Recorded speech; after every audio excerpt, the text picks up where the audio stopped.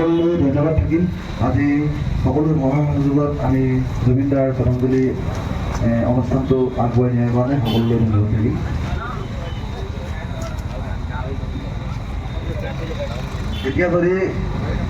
এতিয়া যদি আমাৰ কোনো সদস্যৰ কিবা কাম আছে যাওঁ বুলি ক'লে যাব পাৰিব, কোনো অসুবিধা নাই।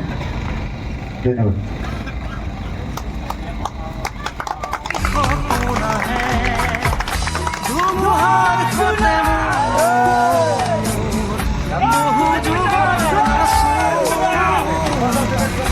And